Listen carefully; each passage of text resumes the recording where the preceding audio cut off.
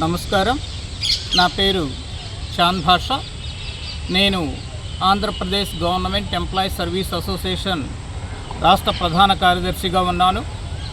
ఈరోజు ఉద్యోగ ఉపాధ్యాయ సమస్యల మీద గౌరవ ముఖ్యమంత్రి గారు చొరవ చూపాలని, మాకున్నటువంటి డిమాండ్స్ అన్నింటినీ కూడా పరిష్కరించే విధంగా ఒక కమిటీని ఏర్పాటు చేయాలని మేము కలెక్టర్ గారిని కలిసి ఈరోజు ఈ రిప్రజెంటేషన్ తీసుకొని వచ్చాం.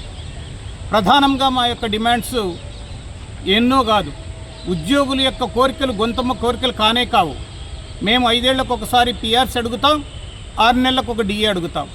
అంతకు తప్ప ఈ ఉద్యోగుల యొక్క డిమాండ్స్ కానే కావని చెప్పేసి నేను ఈ సందర్భంగా తెలియజేస్తున్నాను.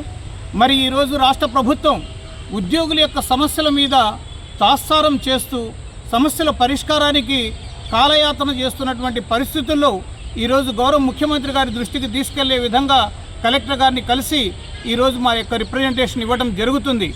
ముఖ్యంగా మేము ఒకటే అడుగుతున్నాం, పిఆర్సీ వద్దు, మాకు ఫిట్మెంట్ డైరెక్ట్గా 29% ఫిట్మెంట్ ఇవ్వమని అడుగుతున్నాం. ఎందుకంటే పిఆర్సీ కాలం ముగిసిపోయింది.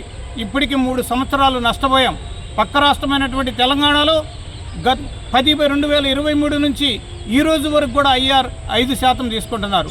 ఇప్పుడు ఐఆర్ ఇచ్చేసేసి మళ్ళీ 2028లో 13 పిఆర్సీ వస్తే ఇక కుదరదు. కాబట్టి డైరెక్ట్గా ఫిట్మెంట్ 29% ఇవ్వాలని ప్రధాన డిమాండ్గా పెట్టాం.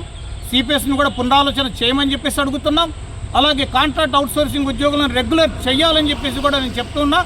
అలాగే నెట్వర్క్ హాస్పిటల్స్లో ప్రక్షాళన చేసి పూర్తి స్థాయిలో నగదు రహిత చికిత్సను అందించాలని గౌరవ ముఖ్యమంత్రి గారిని కోరుతున్నాం. అలాగే మరీ ముఖ్యంగా ఒకటే చెప్తున్నాం, ఈరోజు జాయింట్ స్టాఫ్ కౌన్సిల్ ముసుగులో కొంతమంది మరియు రిజిస్టర్డ్ సంఘాలని కూడా ఆహ్వానించటంలా. మేము కోరుకునేది కూడా ఒకటే, మాకు కూడా ఆహ్వానం చెప్పాలి అనేటువంటి ఉద్దేశంతో రిజిస్టర్డ్ సంఘాలని కూడా మరి ఆహ్వానించాలి. జాయింట్ స్టాఫ్ కౌన్సిల్ మీటింగ్కి జిల్లా స్థాయి కానీ రాష్ట్ర స్థాయి కానీ రిజిస్టర్డ్ సంఘాలని కూడా ఆహ్వానిస్తే వారు కూడా మాట్లాడేటువంటి స్వేచ్ఛ కలుగుతుంది.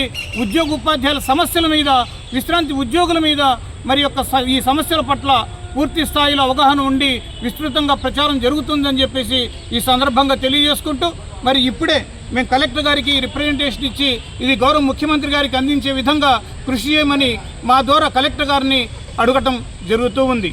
Thank you.